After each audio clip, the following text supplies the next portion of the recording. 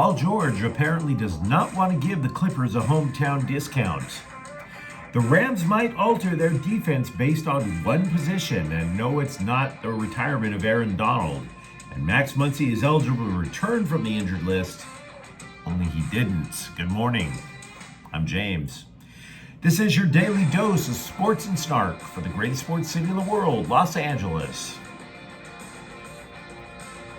This is the faithful Angelenos Morning Report. Well, it is May 27th, 2024. I am back in southern Illinois, where human blood makes the ivy grow a little bit stronger. Beautiful day, I believe. I pray.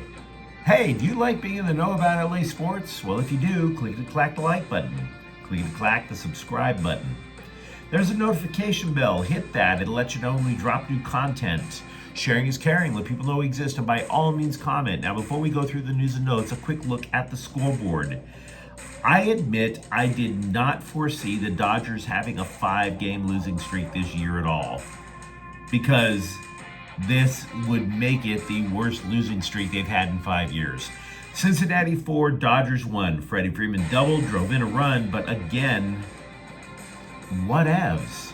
They have a 5.5 game lead in the division. The teams that are tied for second place, Suck Francisco, Slime Diego, they're 500. Does anyone think they're going to catch a Dodgers team that consistently wins more than 100 games a year? Do you? I'll wait. Dallas 84, Sparks 83. The Sparks fall to 1-4, but please, oh please, tell us, oh mighty sports journalists, please tell us what Cameron Brink wore before the game. Seriously, this was the headline. Quote, Brink's newest pregame outfit takes the internet by storm, unquote. Now, to be fair, the girl scored 21 points. The lady, the girl. I'm more inclined to call her a girl because people are treating her like one, because they keep wanting to tell me, oh my God, she's just turning so many heads. 21 points, nothing to sneeze at, but the Sparks are 1-4. Stop with the fashion, start with the winning. By the way, today the Dodgers are going to be playing the New York Mets at 1 o'clock. Gavin Stone is 4-2 with a 3.60 ERA. Tyler McGill is 0-2 with an ERA of 3. Now let's get to the news. You've seen those TV teasers for decades on the NBA, right? It's not, hey, come see the Lakers play the Warriors. It's, hey, come see LeBron James lead the Lakers against Steph Curry and the Warriors. And there's an implication that goes with that tease. It's that you really want to see the name more than the team.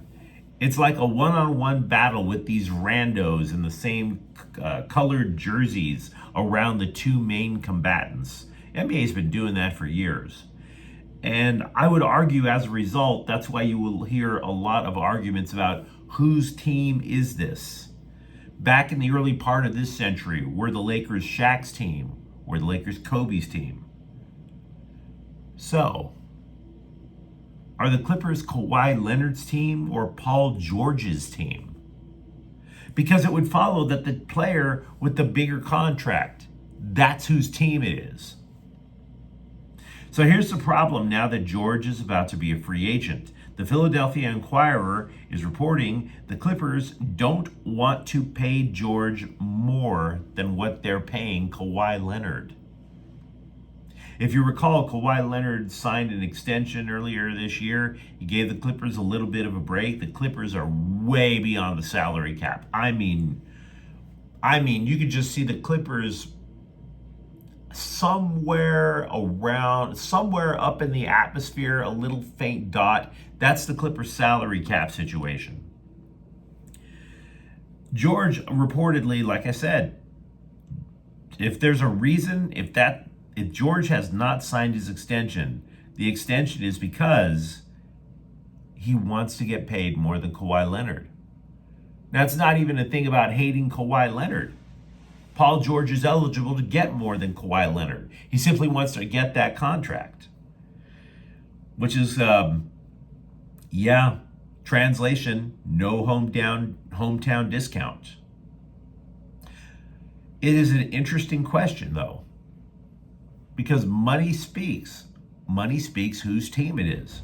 Your gut instinct would say, hey, it's Kawhi Leonard's team. Because in order to land Kawhi Leonard 5 years ago, the Clippers acquiesced to his demand to add Paul George. You would also add that Leonard has more championships and George doesn't have any. But is he really more valuable? George has actually played more games than Leonard in their Clippers tenure. George has been injured, much like Leonard has, but nothing compared to the catastrophic knee injury that Leonard had. The Clippers might have no choice but to acquiesce to what George wants in a new contract. And I'm not even necessarily sure if George wanting what he is by the NBA rules legally allowed to get, I'm not even sure that makes him greedy.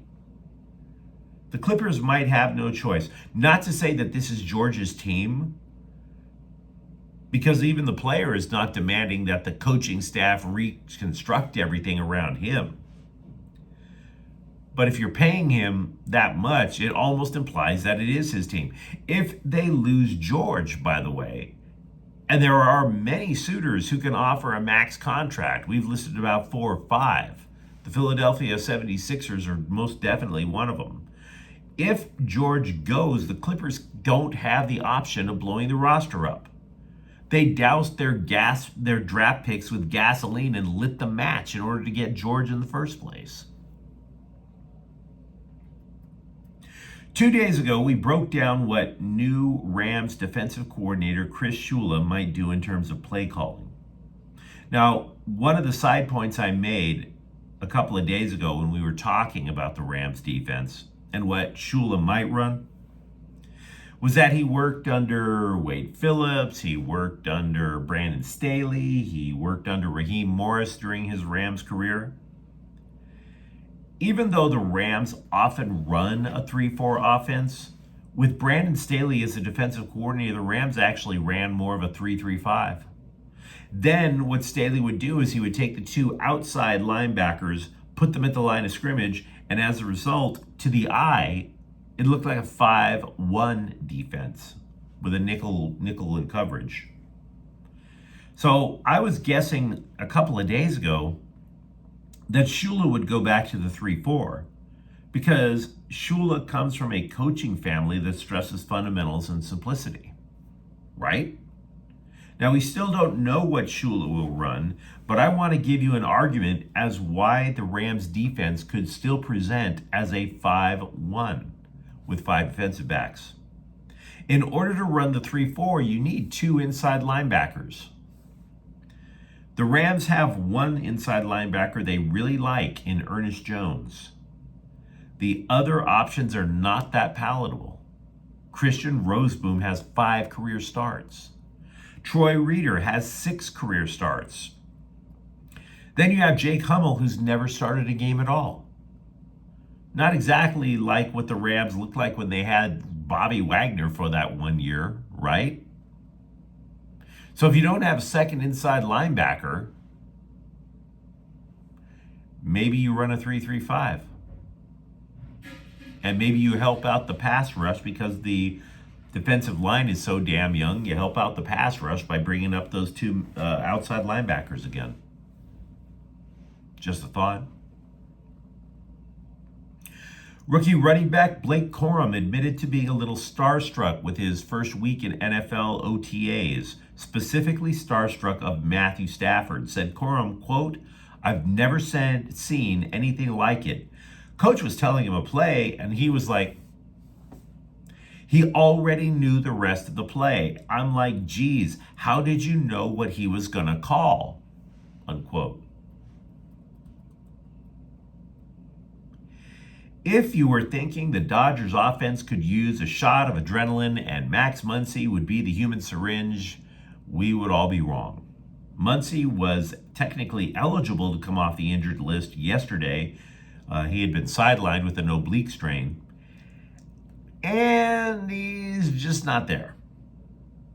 Now, the talk is that Muncy won't be available until early June, so he might be gone as much as another week.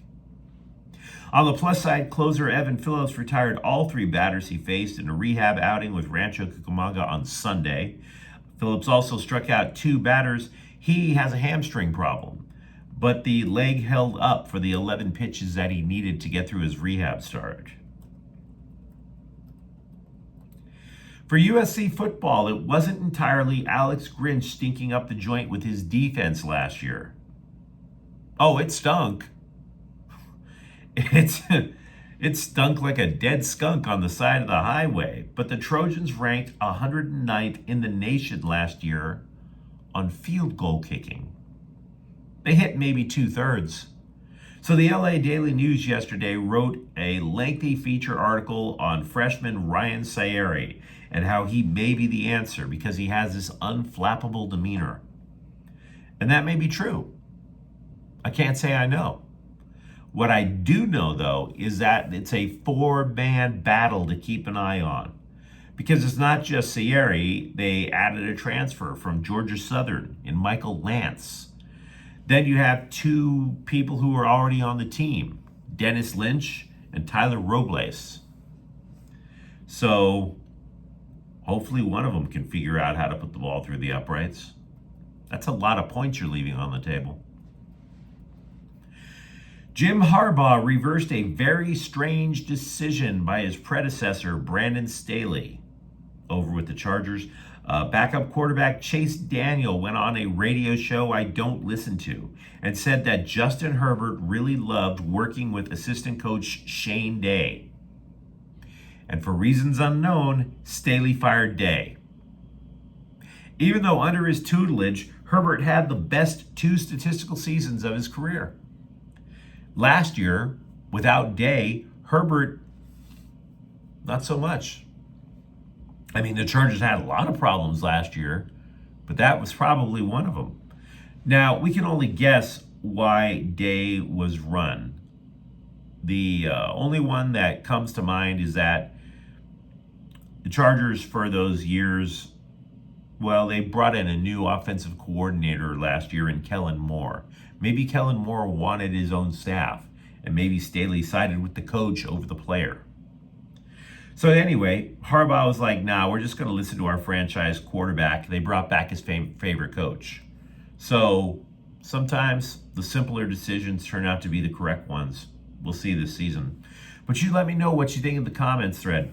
Talk to me, for example, about the Clipper situation with Paul George. Is it starting to look a little muddy, like he might actually bolt town?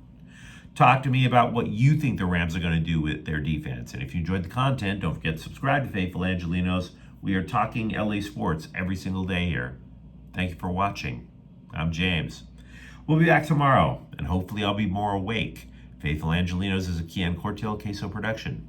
Take care.